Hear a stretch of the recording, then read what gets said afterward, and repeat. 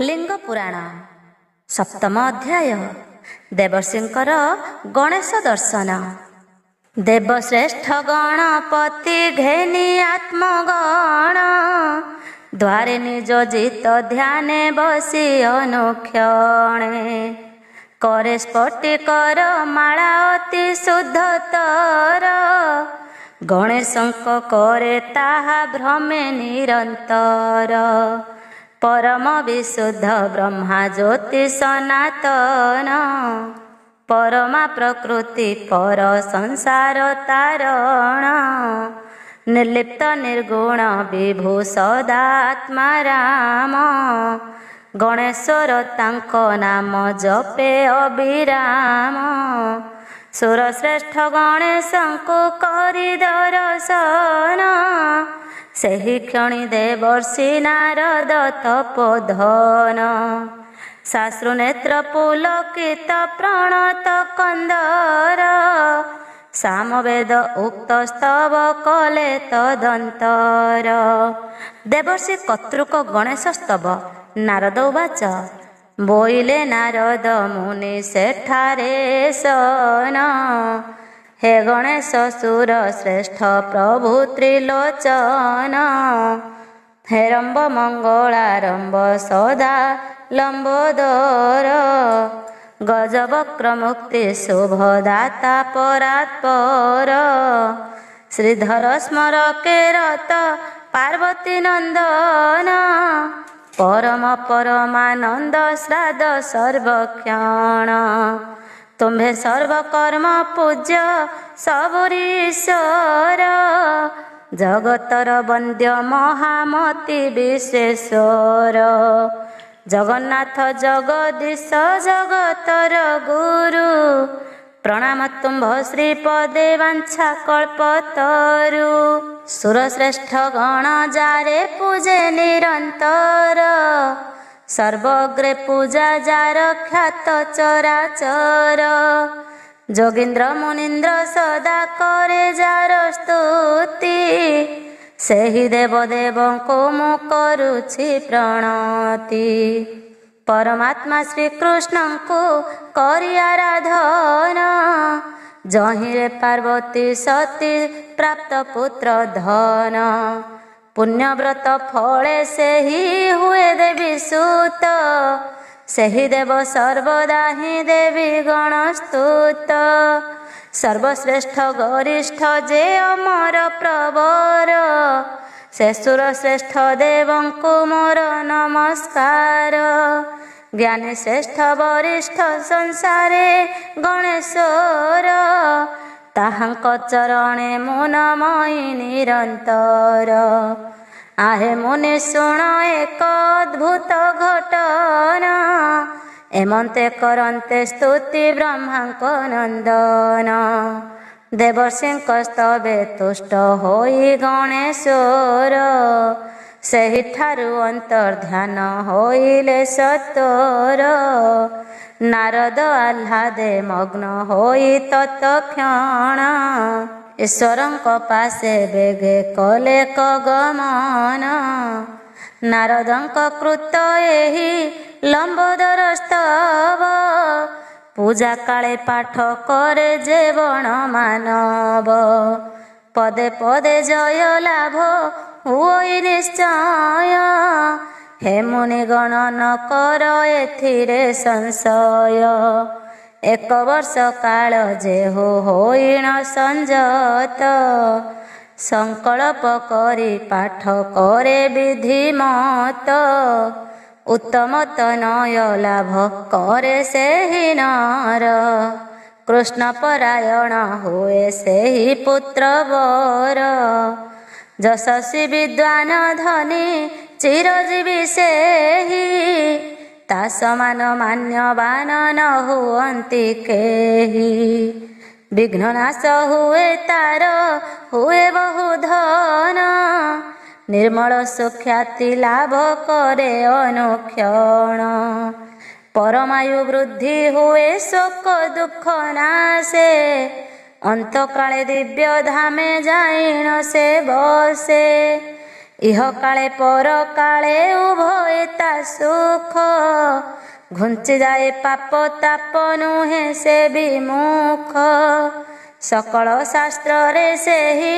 हुए सुपंडित विशेष रे हुए हरिहरंकर भक्त पितृकूल मातृकूल शपथ पुरुष उद्धार करई से ही सुपुत्र अवश्य शिव आलये स्तव पढ़े जेउ जन किय बा विष्णु मंदिरे करई पठन धन धान्य गोप लक्ष्मी बढ़ंती तार अंतिमे वैकुंठ पुरे करई विहार एमंते मुनिंक मेले सनत कुमार बखाणिले नारदंक स्तव मनोहर कैलासपुरी सौंदर्य कले परकाश श्रवणे महानंद सकल तापस शिव रहस्य नामे श्री श्रीलिंग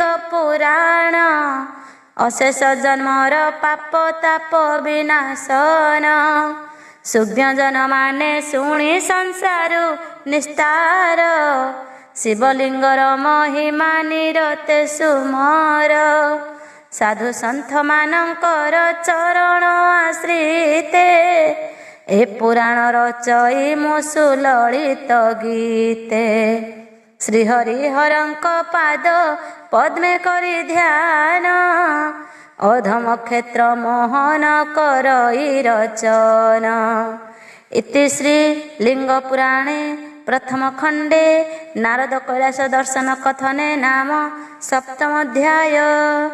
अष्टम अध्याय देवर्षिंकर शिवपुरी मध्ये प्रवेश। सनत कुमार उवाच सनत कुमार बोलंती शुण मुनिवर से नारद तपोधन गले अभ्यंतर हर्ष मने आश्रम देखंती मुनिवर सुखमय निकेतन महामनोहर दुग्ध फेन निभ शुभ्र सज्जार सहित रतन मंदिर झलमल विराजित माणिक्य हीरक मुक्ता से पूरे खचित बहु पुष्प माल्य राजित विराजित गोरचना रंगे मणि स्तव शोभा धरे मुनिवर उपस्थित होइले सेठारे रत्नर कबाट मान अति परिष्कार मणिरत्न रे जड़ित सोपान सुंदर मणिमय प्रांगणर शोभा चमत्कार विशुद्ध स्फटिक दीप्त सर्वदा जहार अष्टरत्न रे निर्मित कलश उज्ज्वल विचित्र शोभादिशयी मंदिर सकल रत्नपत्र पता किन्न सकल भवन क्षरु अच्छी की बात हूँ अनल किरण शत शत पूर्ण कुंभे विराजे से पूरे सुधा मधु परिपूर्ण सर्वदा तहिरे आहे मुनि से स्थानर दास दासी गण रत्नमय अलंकार सबुरी भूषण समस्ते पार्वतींकर अति प्रियतर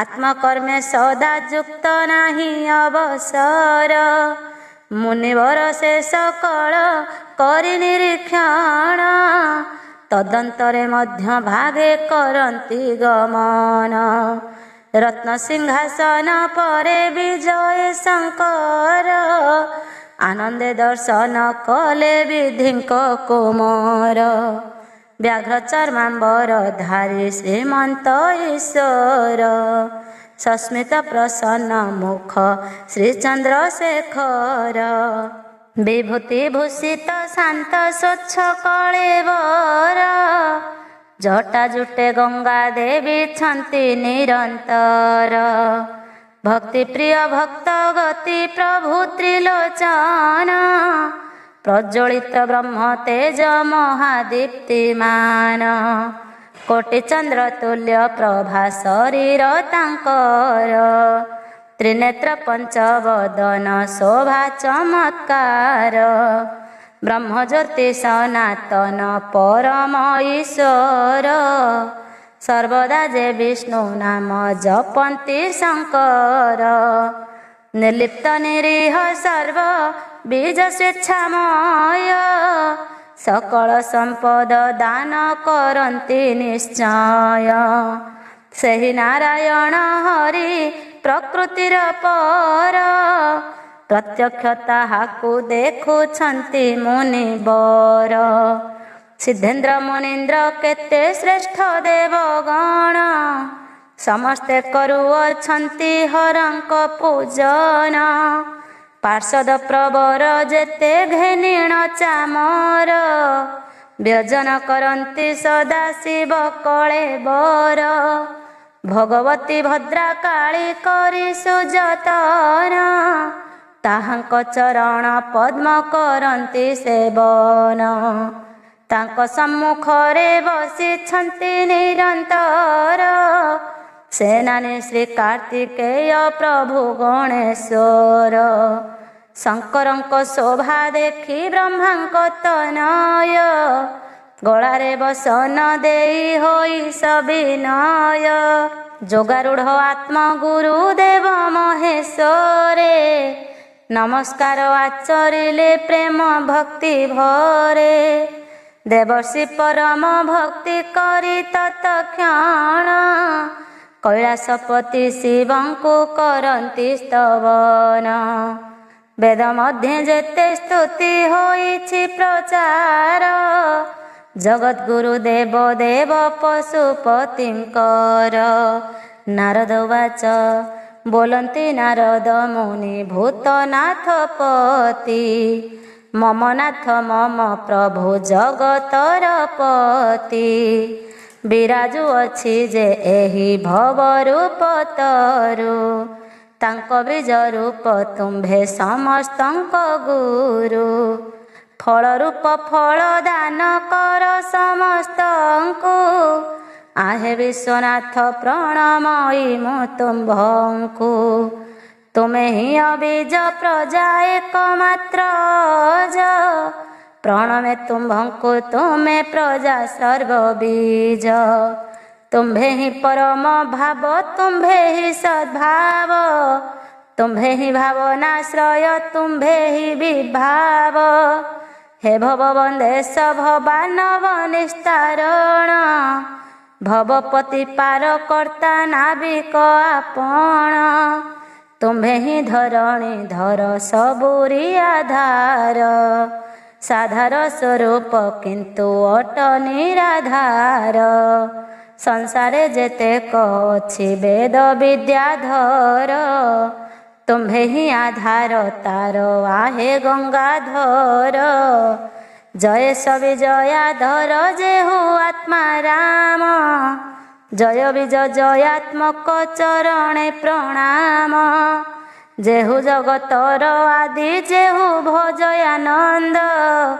प्रणाम ताहांक पादे आहे सर्वानंद देवर्षि एमंते स्तव करी भक्ति भरे शंभुंक सम्मुखे उभा होइले सतोरे प्रसन्न वदन उमापति महेश्वर श्रीमंत नारदे वाक्य कहन्ति मधुर इति श्रीलिंग पुराणे प्रथम खंडे देवर्षिंक शिवपुरी प्रवेशे नाम अष्टम अध्याय। नवम अध्याय देवर्षिंकु शिवंकर वर प्रदान स्तबे तो सहोई हर कहन्ति वचन मनगत वर मागी नियवछ धन सकल संपद करि पारे मो प्रदान जा मागिब ता पाइब आहे तपोधन कदाचित जेउ भक्ति न हुए विनाश निश्चल बोलिटी जहा जगते प्रकाश से नारद शाल्यक्यादि मुक्ति चतुष्टय हरिपदे दास्य लाभ जहिरे कि पाओ सेहि हरि भक्ति करि पारे मो प्रदान सुख मुक्ति आदि करि जाओछि विधान इंद्र तो जे अमर तो जमत आवर प्रजापति स्थान किवा अनिलाधिकार हे मुनि सिद्धिर किंबा विधिर साधन अथवा ब्रह्मार पद जहा हुए मन वेद विद्याधीप पर सिद्ध बीज ज्ञान सिद्धिश्वर्य अणिमादि सिद्धिर विधान हे देवर्षि करिछ जा मने अभिलाष मन जाई समगति कर परकाश किंबा हि स्थूल देह करिण धारण अवहेले हरि परे करिब गमन ए सकल सुख को बांछन्ति जीवगण ए मध्यरु किस इच्छा कह तपोधन अनायासे करि पारे सकल प्रदान अविलंबे कह मुनि मोर सन्निधान शंकरंक स्नेह वाणी करन्ते श्रवण जा कहिले से नारद शुण मुनि गण नारद उवाच हे तापसे कहन्ति नारद महाशय मोते हरि भक्ति दान कर मृत्युंजय हरि नाम श्रवण रे सदा रुचि हुए हरि गुण बनिबारे जेन्हे मन जाए नारदंक वाणी शुणी आपणे शंकर मंदे मंदे हसिले से होई जर जर भद्रकाली भगवती थिले पारुषरे मृदु मधुर धरे हसन्ति सेठारे गणेश्वर कार्तिकेय हसिले तक्षण नारदंक मन भाव करन्ते श्रवण जेहु सर्वप्रद सर्वकरण कारण सर्वेश्वर महादेव हसित तक्षण मुनिंक प्रार्थना वाणी करि सुश्रवण सेहि नारदंकु भक्ति कले कर्पण नारदंक कृत एहि शिवंक स्तवन सूचिमन्ते जेउ जन करिवे पठन तार हरि भक्ति लाभ होइब निश्चय हरि कथा श्रवण रे मज्जीव हृदय 10 थर जप कले स्तोत्र सिद्ध हुए स्तोत्र सिद्ध हेले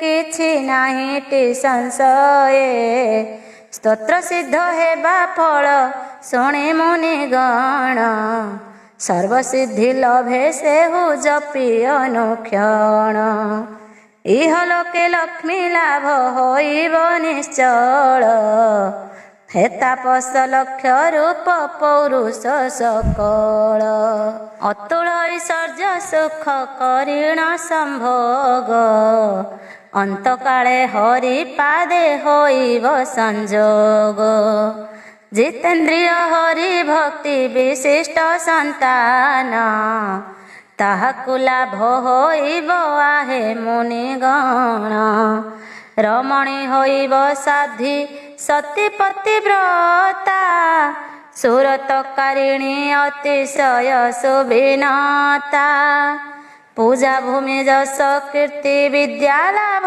हुए सुकवि बोली जगते विख्यात निश्चय वर्षे जाए जेउ नारी करिब श्रवण महाबंध्या थिले तार होइब नंदन ए स्तोत्र श्रवण कले भक्ति रे केवल अवश्य मिलिब अश्वमेध यज्ञ फल गलित कुष्ठी महारोगी करन्ते श्रवण ତତକ୍ଷଣେ ସେ ରୋଗ ମୁକ୍ତ ହେବ ଏ ନିଦାନ।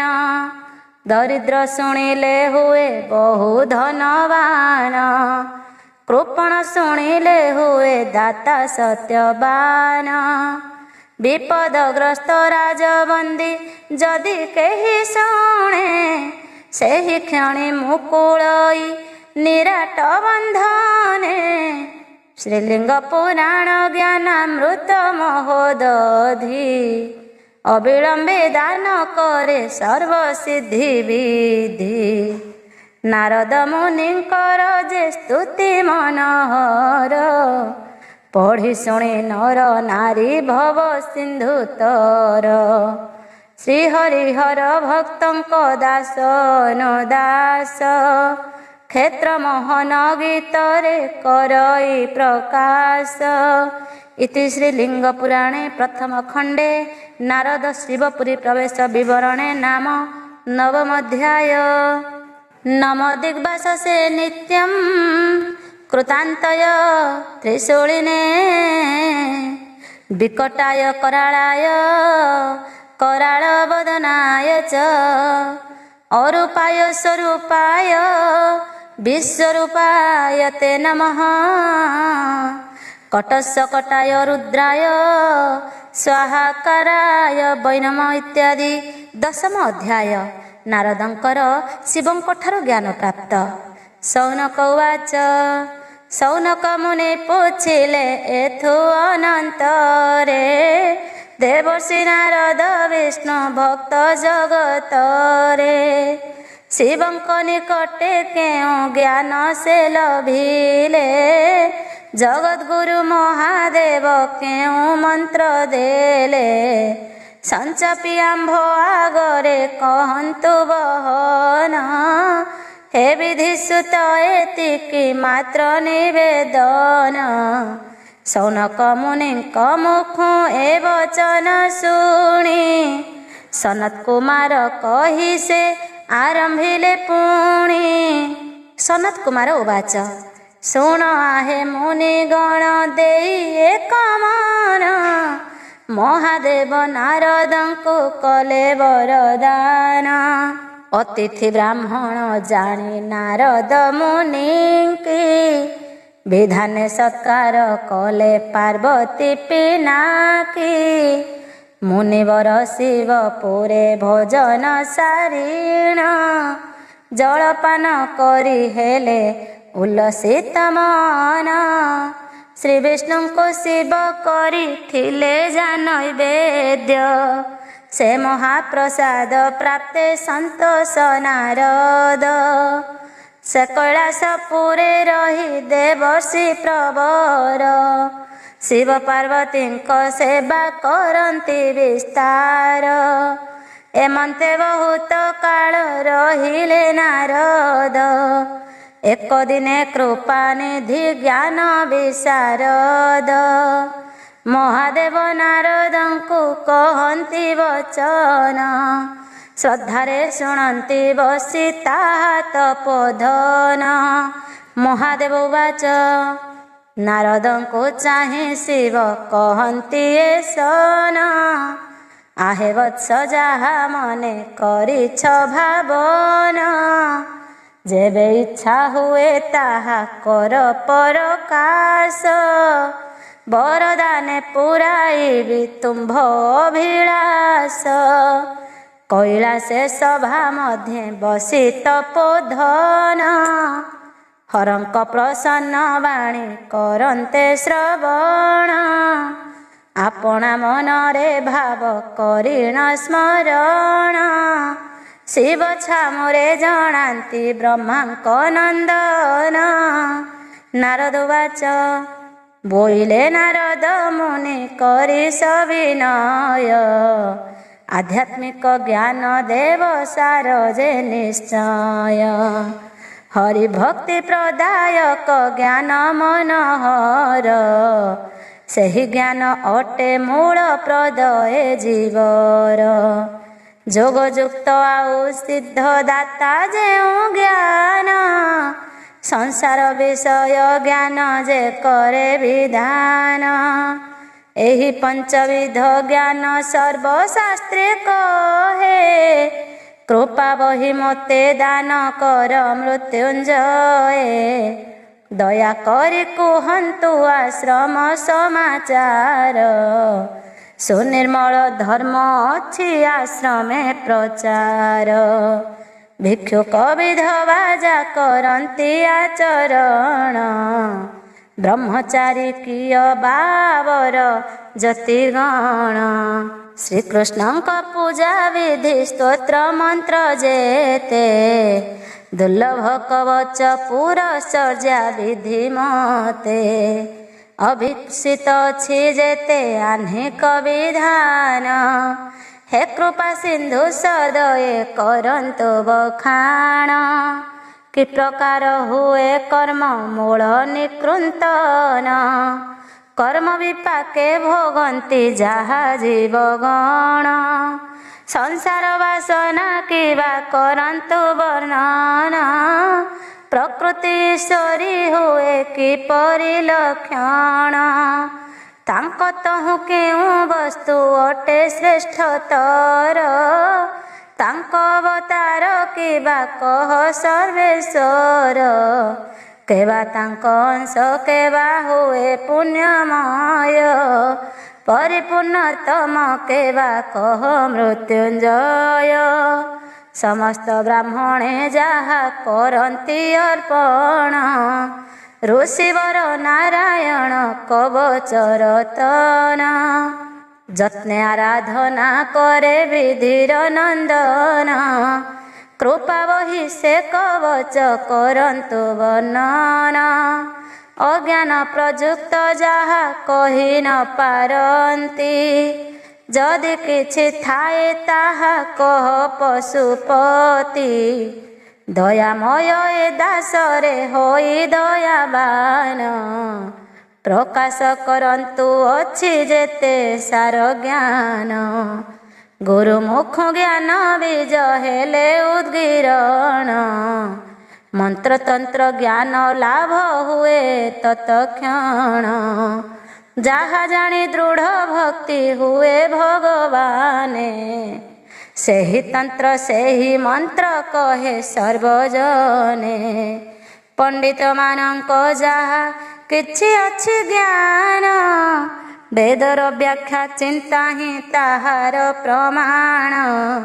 स्वयं जे आपण वेद कर्ता भगवान, ज्ञान अधिष्ठाता वेद शास्त्र विधान। महादेव वाच नारदंक वाक्य शुणी देव उमापति, हास्यवदने कहन्ति पार्वतींक प्रति। क्षण मात्र प्रिया मुख करी दर्शन, पुणी गणेशंक प्रति कहन्ति वचन। मोहर कहिबा कथा शुण विनायक, संस्थारे जे माने छन्ति अनंत सेवक। अहेतुकी भक्ति अछि हरि पादे जार, अद्भुत महात्म्यता वर्णने साध्यकार। पद्मनाभ कृष्णंकर जुगल चरण, पद्म पद्मेश्वर पुत्र करन्ति अर्जन। सदा पादे वंदे शेष आदि देवगण, दिवानिशि तांको ध्यान करे जेउ जन। तार सौभाग्यर कथा कि कहिबु आम्भे, अभिप्सित पद्म रेणु संसार जे लभे। आत्मा शुद्धि हेतु धरा जेते तीर्थगण, पाददक स्पर्शे शुद्ध हन्ति अनुक्षण। द्विज मुख कृष्ण मंत्र होइन क्षरित, जार कर्णे पशे सेहि वैष्णव निश्चित। संसार पवित्रकारी हुए सेहि जन, निरते कहन्ति एहा पूरा विदगण। कृष्ण मंत्र ग्रहण करिबा मात्रे नर, नारायण तुल्य हुए तार कलेबर। ଅବଲୀଳା ମାତ୍ର ପୁତ କରେ ସେହି ଜନ, ସତ ସତ ନିଜ କୂଳ ଉଦ୍ଧାର ଭାଜନ। ଯାହାର ଜନମ ମାତ୍ରେ ଯେତେ ପିତୃଗଣ, ଏକକାଳେ ସତ ସତ ପୁତ୍ର ହନ୍ତି ଜାଣ। ସେହି କ୍ଷଣି ଆତ୍ମକର୍ମ ଭୋଗୁ ମୁକ୍ତ ହୋଇ, ସଦ୍ୟ ଗୋଲକ ପୁରୀକି ଚଳି ଯାନ୍ତି ସେହି। ତାଙ୍କ ଭାଗ୍ୟ କି କହିବି ଆହେ ଲମ୍ବୋଦର, ସପ୍ତମାତା ମହକୁଳ କରନ୍ତି ଉଦ୍ଧାର। ବିଷ୍ଣୁ ଭକ୍ତଙ୍କୁ ଯେ ଜନ କରେ କନ୍ୟାଦାନ, ଶପଥ କୂଳକୁ ଉଦ୍ଧାରଇ ସେହି କ୍ଷଣ। କୃଷ୍ଣ ଭକ୍ତ ଯେଉଁ ନର ଶୁଣ ଗଣପତି, ରମଣୀ ଭଗିନୀ କନ୍ୟା ଆପଣା ପ୍ରସୂତି। ସନ୍ତାନ ସକଳ ଆଉ ଆତ୍ମ ସହୋଦର, ଏହାଙ୍କୁ ସୁଗତି ଦାନ କରେ ନିରନ୍ତର। ଯେଉଁ ଜନ ହୁଏ କୃଷ୍ଣ ମନ୍ତ୍ରରେ ଦୀକ୍ଷିତ, ସର୍ବଯଜ୍ଞ ଦୀକ୍ଷା ଦାସ ସର୍ବତୀର୍ଥ ସ୍ନାତ। ପୂଜା ଫଳ ଲାଭ ତାର ଅନାୟାସ ହୁଏ, ସକଳ ବ୍ରତର ବ୍ରତୀ ସେ ଜନ ନିଶ୍ଚୟ। ସଦାକାଳେ କ୍ରିୟାବାନ ବୈଷ୍ଣବ ବ୍ରାହ୍ମଣ, ତାଙ୍କଠାରୁ ବିଷ୍ଣୁ ମନ୍ତ୍ର ପାଏ ଯେଉଁ ଜନ। ଯଦି କୋଟି ଜନ୍ମାର୍ଜିତ ଥାଏ ପାପ ଚୟ, ତତ୍କ୍ଷଣେ ସେ ଧ୍ୱଂସ ହୁଏ ନାହିଁଟି ସଂଶୟ। କୃଷ୍ଣ ମନ୍ତ୍ର ଉପାସକ ହୁଏ ଯେଉଁ ଜନ, ଯେଉଁ ମାନବ କରଇ ତାହାଙ୍କୁ ଦର୍ଶନ। ପାପ ରାଶି ଥାଏ ଯେତେ ଜନ୍ମର ସଞ୍ଚିତ, ଦୃଷ୍ଟି ମାତ୍ରେ ନାଶ ହୁଏ ଜାଣ ସୁନିଶ୍ଚିତ। ବୈଷ୍ଣବ ଦର୍ଶନ ଲାଭ ଅଥବା ସ୍ପର୍ଶନ, ହେ ପ୍ରିୟ ତାହାର ଫଳ ନ ହୁଏ ବର୍ଣ୍ଣନ। ସଲିଳ ନଳ ଆଉ ସମସ୍ତ ସଂସାର, ଗନ୍ଧବହ ସଦ୍ୟ ପୂତ ହୁଏ ଅନିର୍ବାର। ଦେଖ ପ୍ରିୟ ଛନ୍ତି ଯେତେ ଅମର ନିକର, ବୈଷ୍ଣବ ଦର୍ଶନ ସେ ବାଞ୍ଛନ୍ତି ନିରନ୍ତର। ନିଖିଳ ବିଶ୍ୱେ ଅଛନ୍ତି ଯେତେ ପୂତ ଚଏ, କ୍ଷେତ୍ର ଅପେକ୍ଷା କେହି ପୂତକାରୀ ନୁହେଁ। ଇତି ଶ୍ରୀଲିଙ୍ଗ ପୁରାଣେ ପ୍ରଥମ ଖଣ୍ଡେ ନାରଦଙ୍କୁ ଶିବଙ୍କର ଜ୍ଞାନ ପ୍ରଦାନ ନାମ ଦଶମ ଅଧ୍ୟାୟ। ଏକାଦଶ ଅଧ୍ୟାୟ ଶିବ କର୍ତ୍ତୃଙ୍କ ନାରଦଙ୍କ ବିଷ୍ଣୁ ମନ୍ତ୍ର ଦାନ। ଗଣପତି ଆବର ପାର୍ବତୀଙ୍କର ପ୍ରତି, ନାରଦଙ୍କ ଆଗେ ଶିବ କହିଏ ଭାରତୀ। ସେହି ଦେବର୍ଷିଙ୍କୁ ଘେନି ଆପଣା ସଙ୍ଗରେ, ଦିବ୍ୟ ଜ୍ଞାନ ଦେବା ଇଚ୍ଛା କଲେ ମାନସରେ। ଚଞ୍ଚଳ ଗତିରେ ଗଲେ ମନ୍ଦାକିନୀ ତୀରେ, କ୍ଷୀରୋପମ ଉପାଦେୟ ହୁଏ ଜାରଣୀରେ। ମନ୍ଦାକିନୀ ଜଳେ ସ୍ନାନ ଦେବ ତ୍ରିଲୋଚନ, ମହାମୁନି ବ୍ରହ୍ମା ସୁତ ଦେବ ତ୍ରିଲୋଚନ। ଶୁଣ ସତ ଧୌତ ବସ୍ତ୍ର କରି ପରିଧାନ, ଦୟାମୟ ମହେଶ୍ୱର ହୋଇ କୃପାବାନ। ଶ୍ରୀକୃଷ୍ଣଙ୍କୁ ମନେ ମନେ କରି ସୁମରଣ, ନାରଦଙ୍କୁ କୃଷ୍ଣ ମନ୍ତ୍ର କରନ୍ତି ପ୍ରଦାନ। କଳ୍ପତରୁବର ମନ୍ତ୍ର ସର୍ବସିଦ୍ଧି ନାରୀ, ନାରଦଙ୍କ କର୍ଣ୍ଣେ ତାହା ଦେଲେ ତ୍ରିପୁରାରୀ। ଲକ୍ଷ୍ମୀ ମାୟା କାମ ବୀଜ କେତେ ତାହା ହୁଏ, କୃଷ୍ଣ ପଦ ଜଗତପତି ପି ଶେଷ ରହେ। ଏହି ମତେ ମନ୍ତ୍ର ରାଜ ଷଡ଼ାକ୍ଷର ଜାଣ, କ୍ଲିଂ ବୀଜ ସହିତେ ନାରଦଙ୍କୁ କଲେ ଦାନ। ମହାମୁନି ମନ୍ତ୍ର ରାଜ କରନ୍ତେ ଗ୍ରହଣ, ଶିବେ ପ୍ରଦକ୍ଷିଣ କରି ଉଲ୍ଲସିତ ମନ। ସାତ ଥର ନମସ୍କାର କରି ତତ୍କ୍ଷଣ ଆତ୍ମାରେ ଦକ୍ଷିଣା ମୁନି କରନ୍ତି ଅର୍ପଣ। ଭକ୍ତିଯୁକ୍ତ ସେ ଦେବର୍ଷି କହନ୍ତି ବଚନ ତବ ପାଦ ପଦ୍ମେ ଦାସ ମୋହି ଅନୁକ୍ଷଣ। ଏହି ଗଙ୍ଗା ତଟେ କହୁଅଛି ସତ୍ୟ ଗୀର ଆଜନ୍ମ ବିକୃତ ହେଲି ଚରଣେ ତୁମ୍ଭର। ହୋ ତାପସେ ଏହିପରି ହୁଅନ୍ତେ ଘଟନା ନାରଦଙ୍କ ଶିରେ ହେଲା ପୁଷ୍ପ ବରଷଣ। ଦୁନ୍ଦୁଭିନି ନାଦ ଅତିଶୟ ସୁମଧୁର ଶୁଣିନ ନାରଦ ମୁନି ସେଠାରେ ସତର।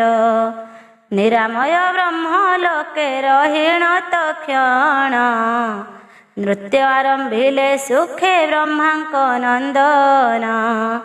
ସୁପ୍ରସନ୍ନ ଚତୁର୍ମୁଖ ବିଧି ମହାଶୟ ସହାସ୍ୟ ବଦନେ ଗଲେ ଯେଠାରେ ତନୟ। ପୁତ୍ରେ ସୁକଲ୍ୟାଣ କରି ତହିଁ ବେଦପତି ମହେଶ୍ୱର ମହାଦେବେ ଆରମ୍ଭିଲେ ସ୍ତୁତି। ଏହିପରି ବହୁ ସ୍ତୁତି କଲେ ବେଦବର ଶୁଣି ଅତି ସୁପ୍ରସନ୍ନ ପ୍ରଭୁ ମହେଶ୍ୱର। ବ୍ରହ୍ମାଙ୍କୁ ଅତିଥି ଜାଣି ଆପଣେ ଶଙ୍କର ବିଧି ମତେ ତାଙ୍କୁ କଲେ ଚରଚା ସତ୍କାର। ହରଙ୍କୁ ବହୁ ପ୍ରଶଂସା କରି ତତ୍କ୍ଷଣ ବ୍ରହ୍ମଲୋକେ ଗଲେ ଧାତା ହରଷ ହୋଇଣ। ଏଥୁ ଅନନ୍ତରେ ଯେ ଦେବର୍ଷି ଯୋଡ଼ିକର ଶିବଙ୍କୁ ପୁଛିଲେ ପୁଣି ଯୋଗ ସମାଚାର। ଶୁଣ ଆହେ ଗୁରୁଦେବ କରେ ନିବେଦନ କହିବା ହେଉ ପ୍ରସନ୍ନେ ଯୋଗର ବିଧାନ। ପାପୀମାନେ ମୁକତି ଲଭନ୍ତି କି ପ୍ରକାରେ ଏହି କଥା କହ ଦେବ ଏ ଦାସ ଗୋଚରେ। ବ୍ରାହ୍ମଣ କ୍ଷତ୍ରିୟ ବୈଶ୍ୟ ଶୂଦ୍ର ଆଦି ଜନ ମୁକତି ଲଭନ୍ତି କେହ୍ନେ କହନ୍ତୁ ଆପଣ। ଶିବ ଉବାଚ ଏହା ଶୁଣି ଶଙ୍କର କହନ୍ତି ମୃଦୁ ସ୍ୱରେ ଶୁଣ ହେ ନାରଦ କହୁଅଛି ମୁଁ ତୁମ୍ଭରେ। ଯେଉଁପରି କହିଥିଲେ ବିଷ୍ଣୁ ଭଗବାନ ସେହି କଥା କହୁଛି ମୁଁ ତୁମ୍ଭ ସନ୍ନିଧାନ। ଯୋଗର ବିଧାନ ଶୁଣ ଋଷି ପ୍ରଥମରେ ଯୋଗରୁ ମୁକ୍ତି ମିଳଇ ଖ୍ୟାତ ଚରାଚରେ।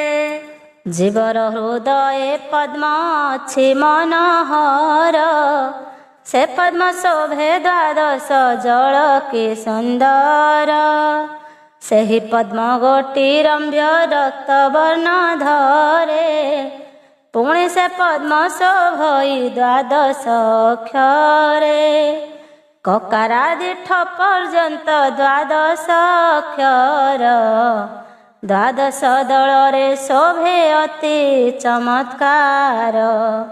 ପଦ୍ମ ମଧ୍ୟ ରହିଅଛି ଯେଉଁ କନିକାର ତା ମଧ୍ୟରେ ଅଛି ପୀଠ ତ୍ରିକୋଣ ଆକାର। ସେହି ପୀଠେ ଜଞ୍ଜିଭ ଶୋଭେ ଆହେ ଋଷିବର ବାୟୁମନ୍ତ୍ର ବୋଲି ନାମ ଅଟଇ ତାହାର। ସେ ଯନ୍ତ୍ରେ ପ୍ରାଣବାୟୁ କରେ ଯେ ଏ ଅସ୍ଥିତି ପ୍ରାତ ଅଭିମାନୀ ପ୍ରାଣ ଜାଣ ଆହେ ଜ୍ୟୋତି। ବାସନାରେ ଅଳଙ୍କୃତ ହୋଇଣ ପରାଣ ଜୀବର ହୃଦୟ ସଦା କରେ ଅବସ୍ଥାନ। କାର୍ଯ୍ୟଭେଦ ପ୍ରାଣବାୟୁ ନାମ ଯେ ଧରେ ସେ କଥା ବାହୁଲ୍ୟ କହିବାକ ଶୁଣ ଧୀରେ। ସଂକ୍ଷେପେ ସକଳ କଥା କରିବି ବର୍ଣ୍ଣନ ମନ ଦେଇ ଶୁଣ କି ନାହେ ତପୋଧନ। ଦୁଇ ଭଳି ପ୍ରାଣ ଅଟେ ଜାଣିବ ଶରୀରେ, ଅନ୍ତସ୍ଥ ବହିସ୍ଥ ଏହି ଦୁଇ ପ୍ରକାରେ। ଅନ୍ତସ୍ଥ ପ୍ରାଣର ନାମ କହୁଅଛି ଶୁଣ, ତାହାର ମଧ୍ୟରେ ପ୍ରାଣ ଅଟଇ ପ୍ରଥମ। ଅପାନ ସମାନ ପରେ ଉଦାନ ଆବର, ବ୍ୟାନ ବାୟୁ ନାମେଣ ଯେ ଅଟେ ତାହା ପର। ଅନ୍ତସ୍ଥ ଏ ପଞ୍ଚ ପ୍ରାଣ କଲିଟି ବର୍ଣ୍ଣନ, ବହିସ୍ଥ ପ୍ରାଣର କଥା କହୁଅଛି ଶୁଣ। ନାଗକୁର୍ମ ଏହି ଦୁଇ ତୃତୀୟକୁ କର, ଦେବଦତ୍ତ ଧନଞ୍ଜୟ ଖ୍ୟାତ ଚରାଚର। ଏହି ଦଶ ପ୍ରାଣ ଥାଇ ଜୀବର ଶରୀରେ, ଦୋଷୋଧିକାରିକ କାର୍ଯ୍ୟ ସମ୍ପାଦନ କରେ। ବହିସ୍ଥ ଅପେକ୍ଷା ଅଟେ ଅନ୍ତସ୍ଥ ପ୍ରଧାନ, ତା ମଧ୍ୟରେ ଶ୍ରେଷ୍ଠ ଜାଣ ପ୍ରାଣ ଯେ ଅପାନ। ହୃଦୟରେ ପ୍ରାଣ ରହେ ଗୁହ୍ୟରେ ଅପାନ, ନାଭିମଣ୍ଡଳରେ ବାସ କରଇ ସମାନ। କଣ୍ଠରେ ଉଦାନ ବାୟୁ କରେ ଅବସ୍ଥିତି, ବ୍ୟାନ ବାୟୁ ସର୍ବ ଅଙ୍ଗେ କରେ ଗତାଗତି। ନାଗ ଆଦି ପଞ୍ଚ ବାୟୁ ବହିର୍ଭାଗେ ରହେ, ବିଶେଷ ବିଶେଷ କାର୍ଯ୍ୟ ସାଧନ୍ତି ନିଶ୍ଚୟ। ନାଗବାୟୁ ସମ୍ପାଦନ କରଇ ଉଦ୍ଗାର, ଉନ୍ମିଳନ କର୍ମ ଜାଣ ଅଟଇ କର୍ମର। କୃତକର କର୍ମ କ୍ଷୁଧା ଜନ୍ମାଏ ଶରୀରେ, ଦେବଦତ୍ତ କୃଷ୍ଣ କାର୍ଯ୍ୟ ସମ୍ପାଦନ କରେ। ଧନଞ୍ଜୟ ସମ୍ପାଦନ କରଇ ଜୃମ୍ଭଣ, ନାଗ ଆଦି ବାୟୁ କାର୍ଯ୍ୟ ଏହିପରି ଜାଣ। ଏହିପରି ବିଧାନରେ ସାଧବ ପ୍ରବର, ଯଦ୍ୟପି ଜାଣିପାରଇ ନିଜ କଳେବର। ସର୍ବ ପାପରୁ ମୁକୁଳି ସେହି ସାଧୁଜନ, ବିଷ୍ଣୁପଦ ଲଭଇଏ ସ୍ୱରୂପ ବଚନ। ଗୁରୁଦେବ ଉପଦେଶ ଦେବଟି ଯେ ସନ, ସେ ରୂପେ ସାଧନା ଶିଷ୍ୟ କରିବ ସାଧନ। କପୋଳ କଳ୍ପିତ କାର୍ଯ୍ୟ ଶରୀରେ ଜାଣିବ, ଫଳହୀନ ହୁଏ କାର୍ଯ୍ୟ ଶରୀରେ ଜାଣିବ। ନିଜ ଯୁକ୍ତି ଯେଉଁ ଜନ କରିଣ ଆଶ୍ରୟ, ସାଧନା କାର୍ଯ୍ୟରେ ରତ ହୁଏ ଅତିଶୟ। ତାହାର କାର୍ଯ୍ୟ ନିବାର୍ଯ୍ୟ ହୋଇବ ସପକଳ, ନିରର୍ଥକ ଦୁଃଖ ମାତ୍ର ହୁଏ ତାର ଫଳ। ଗୁରୁଙ୍କୁ ସନ୍ତୁଷ୍ଟ କରି ଅତ୍ୟନ୍ତ ଯତନେ, ବିଦ୍ୟା ଉପାସନା ଯେ ହୋ କରେ ସୁଖ ମନେ। ଅଚିରେ ସୁଫଳ ପାଏ ସେହି ସାଧୁଜନ, ଶାସ୍ତ୍ର ବାକ୍ୟ ମିଥ୍ୟା ନ ହୋଇ କଦାଚନ। ସର୍ବକର୍ତ୍ତା ଗୁରୁଦେବ ନାହିଁଟି ସଂଶୟ, ସେହି ଗୁରୁ ପିତା ମାତା ଜାଣିବ ନିଶ୍ଚୟ। କାୟ ମନ ବାକ୍ୟରେ ସର୍ବଦା ସେହି ଜଣେ, ସନ୍ତୁଷ୍ଟ କରିବ ଶିଷ୍ୟ ବିହିତ ବିଧାନେ। ପରମ ଆରାଧ୍ୟ ସେବନୀୟ ସେ ଆପଣ, ସର୍ବ କାର୍ଯ୍ୟ ଶୁଭ ହୁଏ ତାହାଙ୍କ କାରଣ। ଏଥିରୁ ଅନ୍ୟଥା ହେଲେ ଘଟେ ଅମଙ୍ଗଳ, କହିଲଟି ସାର କଥା ହେ ମୁନି ଶାର୍ଦୂଳ। ଶ୍ରୀ ଗୁରୁଙ୍କୁ 3 ଥର ପ୍ରଦକ୍ଷିଣ କରି, ଦକ୍ଷିଣ କରେ ତାହାଙ୍କ ପାଦ ପଦ୍ମ ଧରି। ବାରମ୍ବାର ପ୍ରଦକ୍ଷିଣ କରି ତଦନ୍ତର, ଦଣ୍ଡବତ ଆଚରିବ ତାଙ୍କ ଶ୍ରୀପୟର।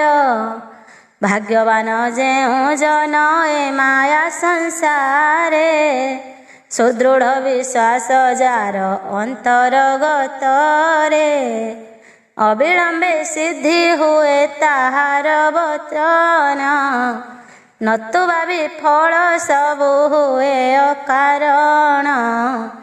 ଯାହାର ହୃଦୟରେ ଶ୍ରଦ୍ଧା ନାହିଁ କଦାଚନ, ଅନାତ୍ମ ପୁରୁଷ ଅଟେ ସେହି ଅଭାଜନ। ସେ ଅଧମ କେବେ ସିଦ୍ଧି ଲଭିତ ନ ପାରେ, ଶାସ୍ତ୍ରର ପ୍ରମାଣ ଏହି କହିଲି ତୁମ୍ଭରେ। ସେହି ହେତୁ ଶ୍ରଦ୍ଧାବାନ ହୋଇ ସାଧୁଜନ, ସାଧନା କରିବ ସଦା ଗୁରୁଙ୍କୁ ସେବିଣ।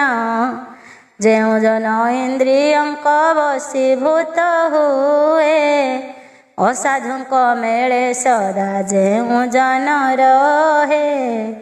ହୃଦ ମଧ୍ୟରେ ଅବିଶ୍ୱାସ ଯେଉଁ ପ୍ରାଣୀ ଧରେ, ଯେଉଁ ନର ଗୁରୁ ପୂଜା କେବେ ନ କରେ।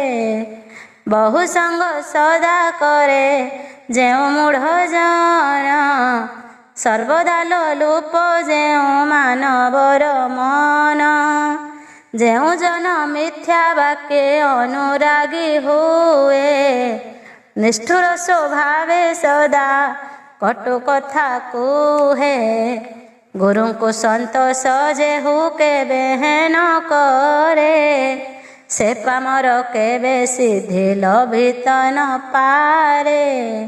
ସିଦ୍ଧିର ଲକ୍ଷଣ ଏବେ କର ହେ ଶ୍ରବଣ, ଅବଶ୍ୟ କର୍ମର ଫଳ ହୋଇବ ନିଧାନ। ସିଦ୍ଧିର ଏହି ତ ଅଟେ ପ୍ରଧାନ ଲକ୍ଷଣ, ଶ୍ରଦ୍ଧାବାନ ହେଲେ ତାହା ଦ୍ୱିତୀୟ ଲକ୍ଷଣ। ତୃତୀୟ ଲକ୍ଷଣ ଅଟେ ଗୁରୁ ଆରାଧନା, ପରମ ମଙ୍ଗଳ ଏଥି ପୁରଇ କାମନା। ସର୍ବ ଆତ୍ମା ସମଦୃଷ୍ଟି ଚତୁର୍ଥ ଲକ୍ଷଣ, ଜିତେନ୍ଦ୍ରିୟ ହେଲେ ତାହା ଜାଣିବ ପଞ୍ଚମ। ଶାସ୍ତ୍ର ଉକ୍ତ ପର ନିଷ୍ଠା ଷଷ୍ଠ ବୋଲି ଜାଣ, ସିଦ୍ଧିର ଲକ୍ଷଣ ଏହୁ କହିଲି ପ୍ରମାଣ। ଏହା ବିନୁ ନାହିଁ ଆଉ ଅପର ଲକ୍ଷଣ, ହେ ନାରଦ ଏହି କଥା ଦୃଢ଼ କରି ଜ୍ଞାନ। ଗୁରୁଦେବ ଉପଦେଶ ଦେବେଟି ଯେ ସନ, ସେ ରୂପେ ସର୍ବାଙ୍ଗ ଶିଷ୍ୟ କରିବ ସାଧନ। ସୁନ୍ଦର ଶୋଭନ ମୁଠେ କୁଶାସନ ପରେ, ବସିବ ସାଧକ ଯୋଗୀ ସୁସ୍ଥିର ଶରୀରେ। ପ୍ରାଣାୟାମ ସାଧନ ନିମନ୍ତେ ହରଷେଣ, ପରମ ଅଭ୍ୟାସ କ୍ରମେ କରିବ ସାଧନ। ବକ୍ର ଭାବେ ନ ରଖିବ ନିଜ କଳେବର, ସମଭାବରେ ବସିବ ଯୋଡ଼ି ଦୁଇ କର। ସେ ଉତ୍ତାରୁ ଶ୍ରୀ ଗୁରୁଙ୍କୁ କରିବ ପ୍ରଣାମ, ବାମ ଭାଗେ ଗଣେଶଙ୍କୁ ପ୍ରଣମିବ ପୁଣ। ଦକ୍ଷିଣରେ କ୍ଷେତ୍ରପାଳ ଗଣଙ୍କୁ ନମିବ, ଅମ୍ବିକାଙ୍କୁ ନମସ୍କାର ଯତନେ କରିବ। ତଦନ୍ତରେ ଦକ୍ଷିଣ ହସ୍ତରେ ଅଙ୍ଗୁଷ୍ଠୀରେ, ଅବରୋଧନ କରିବ ଦକ୍ଷିଣ ନାସାରେ। ପରେ ଉଡ଼ା ନାଡ଼ି ରନ୍ଧ୍ରେ ବାମ ନାସିକାରେ, ପୂରଣ କରିବ ବାୟୁ ଯଥା ଯେ ସଂଖ୍ୟାରେ। ମଧ୍ୟ ନାଡ଼ି ରନ୍ଧ୍ର ପରେ ସଂଖ୍ୟା ଅନୁସାରେ, ପୂରିତ ବାୟୁକୁ ରୋଧ କରିବ ସାଦରେ। ଆବେଗେ ବାୟୁର ପରେ ତ୍ୟଜିବ ସୁଜନ, ତାର ବିଧାନ କହୁଛି କର ହେ ଶ୍ରବଣ।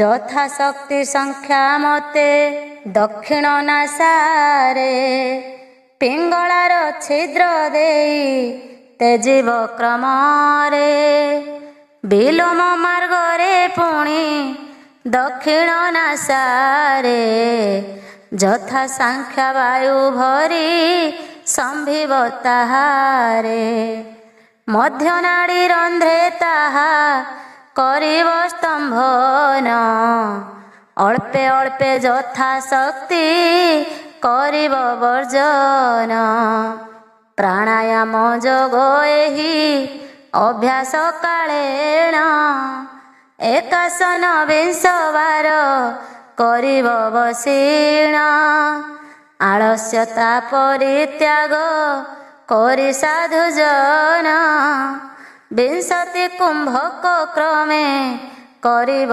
ସାଧନ କରିବଟି ଏହି ରୂପେ କ୍ରମେ 4 ଥର ପ୍ରାତଃକାଳେ ପ୍ରଥମତ ଅଟେ 1 ବାର ମଧ୍ୟାହ୍ନ କାଳରେ ପୁଣି ଦ୍ୱିତୀୟ ସମୟ ସନ୍ଧ୍ୟା ସମୟେ ତୃତୀୟ ଜାଣିବ ନିଶ୍ଚୟ ଚତୁର୍ଥ ମଧ୍ୟମ ରାତ୍ରେ ଜାଣ ଯଥାର୍ଥରେ କୁମ୍ଭକର ବିଧି ଏହି କହିଲି ତୁମ୍ଭରେ ଆଳସ୍ୟ ବରଜି ଯେହୁ ଏକାନ୍ତ ଶରୀରେ 3 ମାସ ଏହି ରୂପେ ପ୍ରାଣାୟାମ କରେ ନାଡ଼ି ଶୁଦ୍ଧି ହୁଏ ତାର ନାହିଁଟି ସଂଶୟ ଅନାୟାସେ ଫଳେ ଫଳ ହେ ବ୍ରହ୍ମାତନୟ ଏହି ରୂପେ ନାଡ଼ି ଶୁଦ୍ଧି ହୋଇବ ସେ କ୍ଷଣ ସମସ୍ତ ଦୋଷର କ୍ଷୟ ଜାଣିବ ସେ କ୍ଷଣ ନାଡ଼ି ଶୁଦ୍ଧ ହେଲା ପରେ ସାଧକ ଶରୀରେ ଯେଉଁ ଯେଉଁ ଚିହ୍ନ ଜନ୍ମେ ଶୁଣ ତାହା ଧୀରେ ନାତି କୃଶ ନାତି ସ୍ଥୂଳ ନାତି ବକ୍ର ହୁଏ ସମକାୟ ହୋଇ ସେହି ସାଧବ ଯେ ରହେ ସୁଗନ୍ଧ ତାହାର ହୁଏ ତାହାର ଶରୀରେ କେତେ ଯେ ଲାବ୍ୟଣ ଧରେ କେବା କହିପାରେ ଏହାକୁ ହିଁ ଯୋଗାବସ୍ଥା କହିକେ ନାରଦ ଅନ୍ୟ ଅନ୍ୟ ଚିହ୍ନ କହେ କର କର୍ଣ୍ଣବୋଧ ନାଡ଼ି ଶୁଦ୍ଧ ଯେଉଁ କାଳେ ଲଭେ ସୁଧି ଜନ ଜଠର ନଳ ବୃଦ୍ଧ ହୋଇବ ତକ୍ଷଣ ଉତ୍ତମ ଭୋଗରେ ଶକ୍ତି ହୁଏ ସେ ସମୟ ସୁଖ ଗୃହେ ରହେ ଚିତ୍ତ ନାହିଁଟି ସଂଶୟ ଯୋଗୀର ସର୍ବାଙ୍ଗ ହୁଏ ଅତୀବ ସୁନ୍ଦର ପୂର୍ଣ୍ଣ ମନା ନ ହୋଇ ସେହି ଯୋଗୀବର ଉତ୍ସାହ ବିଶିଷ୍ଟ ହୁଏ ଅନ୍ତର ତାହାର ବଳାଧାନ ହୁଏ ଦେହେ ଜାଣରୁ ଶିବର ଏହି ସବୁ ଚିହ୍ନ ଜନ୍ମେ ତାହାର ଶରୀରେ ସଂକ୍ଷେପ ଭାବେ କହିଲି ମୁଁ ତୁମ୍ଭ ଆଗରେ ଏବେ ଶୁଣ କହୁଅଛି ହେ ବିଧି ନନ୍ଦନ ଯହିଁରେ ତହିଁରେ ଯୋଗ ବିଘ୍ନ ଘଟେ ପୁଣ ବିଘ୍ନକାରୀ ଦ୍ରବ୍ୟ ଯଦି ପରିତ୍ୟାଗ କରେ ଅନାୟାସେ ଦୁଃଖ ସମୁଦ୍ରରୁ ସେ ଉତ୍ତରେ ଯୋଗ ସାଧନାରେ ବିଘ୍ନ ଅନେକ ରହିଛି ଗୁରୁ ସେବକକୁ ତାହା ନବାଧଇ କିଛି ଗୁରୁ କୃପା ବଳେ ବିଘ୍ନ ଦୂରେ ଅପସରେ ଗୁରୁ ଉପଦେଶ ବାକ୍ୟ ଯେ ଭାବ ହେସିରେ ତାହାର ଯୋଗ ସାଧନା ସହଜେ ହୁଅଇ। ଯୋଗ ବିଘ୍ନକାରୀ କଥା ଏବେ କହିବଇ। ତ୍ୟାଗ କରି ପାରିଲେଟି ଯୋଗ ବିଘ୍ନ ଦ୍ରବ୍ୟ। ଶ୍ରୀ ଗୁରୁ କରୁଣା ବଳେ ସୁଫଳ ଲଭିବ। ଏମନ୍ତେ ଶିବ କହିଲେ ନାରଦ ଗ୍ରତେ। ତାଙ୍କ ପାଦ ଚିନ୍ତି ଦାସ କ୍ଷେତ୍ର ଭଣେ ଗୀତେ। इति श्रीलिंग पुराणे प्रथम खंडे आध्यात्मिकादि पंचज्ञान प्रसंगे जोग साधन कथने नाम एकादश अध्याय। द्वादश अध्याय जोग खंडन हेबार कारण ओ ताहार प्रतिकार। एथु अन्ते महादेव अति अनुरागे बुझाई कहन्ति जाई नारदंक आगे। शुण हे देव शिवर मन कर्ण देई जोग मार्गे विघ्नकारी जेबा कहिबई। उत्तम साधक जेहु गुरु भक्त जन अवश्य विघ्न पदार्थ देव विसर्जन। अम्ल ऋक्ष झाल द्रव्य करिब वर्जन। तेजीव कटु पदार्थ संसद लवण। बहुत भ्रमण कदा चनन करिब तैल आदि शैत्य द्रव्य सर्वदा तेजीव। अन्याय करिब नाही परसहरण। प्राणी हिंसा लोक द्वेष करिब वर्जन। अहंकार न रखिब आपणा अंतरे कुटिलता स्वभाव को तेजीव जत्न रे। भ्रमे शुद्धा न कहिब असत्य वचन। कदाच करिब नाही जीवन को पीड़न। नारी संग मते जीव एकाग्र चित्तरे बहु कथा न कहिब काहारी आगरे। अधिक भोजन न करिब कदाचन जोग विघ्न हुए थी हे विधि नंदन। अविलंबे जोग सिद्धि हुई जाहि रे शास्त्र विधि अनुसारे कहिबी तुम्भरे। गोघृत दुग्ध मिष्टान्न करिब भोजन। कर्पूर बासित जल करिब सेवन। कहुथिब प्रिय वाक्य सबुरी आगरे। समस्तंको तोषिब मधुर वचन रे। क्षुद्र द्वार मंदिरादि करि निर्माण।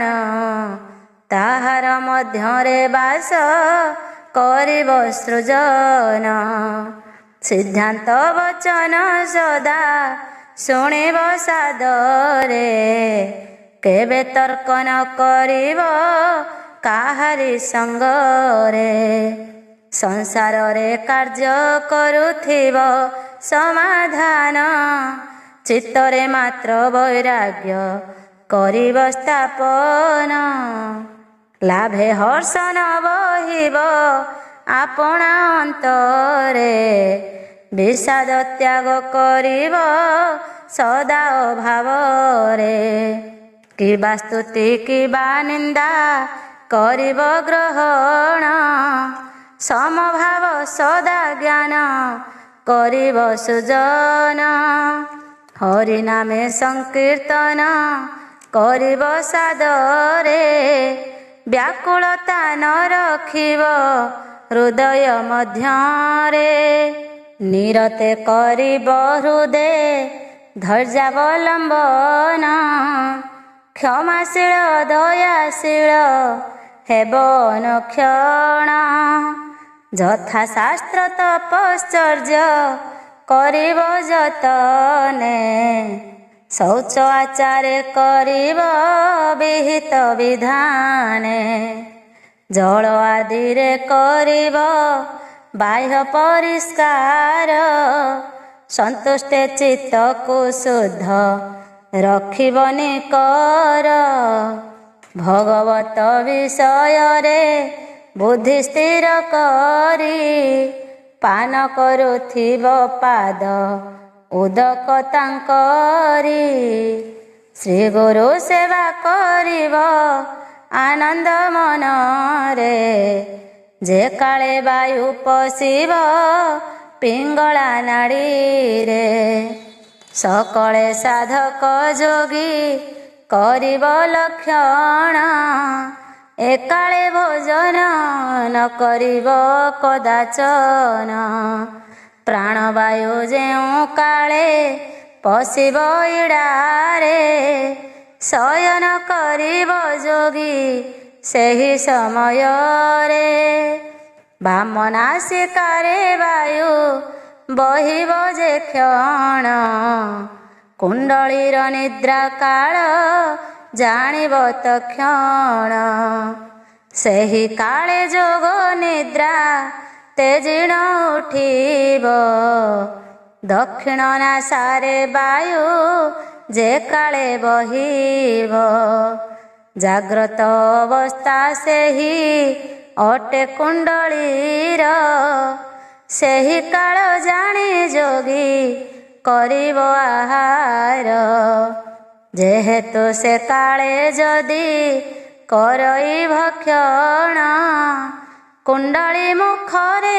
ଯୋଗୀ ଆହୁତି ଅର୍ପଣ, କୁଣ୍ଡଳୀ ମୁଖରେ ଯୋଗୀ ଆହୁତି ଅର୍ପିଲେ, ଯୋଗୀର ଆହାର ଶୁଦ୍ଧି ହୁଏ ସେହି କାଳେ, ଭୋଜନର ପରକ୍ଷଣେ ପବନ ଅଭ୍ୟାସ, କେବେ ନ କରିବ ଯୋଗୀ ବଳାଇ ମାନସ, କ୍ଷୁଧାର୍ତ କାଳରେ ନ କରିବ ଅଟି ଭୋଜନ, ତାହାର କାରଣ ଋଷି କର ହେ ଶ୍ରବଣ, ଯେକୌଣସି ଜୀବ କିଛି ଆହାର କରିଲେ, ନାଡି ରନ୍ଧ୍ରେ ରସାନ୍ୱିତ ହୁଏ ସେହି କାଳେ, ବାୟୁର ଗତିରେ ବିଘ୍ନ ଜନମେ ତହିଁରୁ,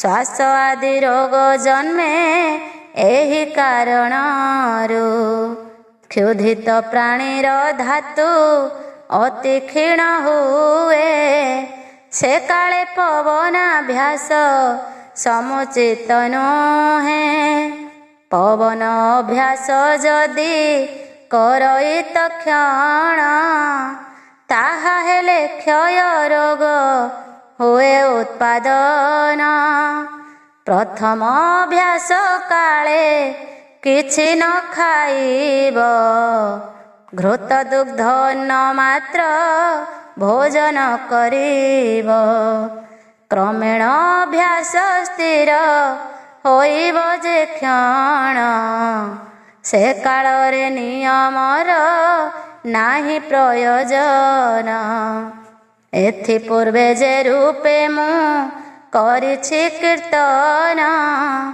ସେ ରୂପେ ସାଧୁ କରିବ କୁମ୍ଭକ ସାଧନ, ବାୟୁର ଅଭ୍ୟାସ ଯେବେ ସ୍ଥିରୀକୃତ ହୁଏ, ଇଚ୍ଛା ମତେ ଶକ୍ତି ଜନ୍ମେ ଜାଣିବ ନିଶ୍ଚୟ, ଯୋଗୀର ଯେପରି ଇଚ୍ଛା ସେହି ଅନୁସାରେ, ବାୟୁ ଧାରଣରେ ଶକ୍ତି ଜନ୍ମଇ ଶରୀରେ।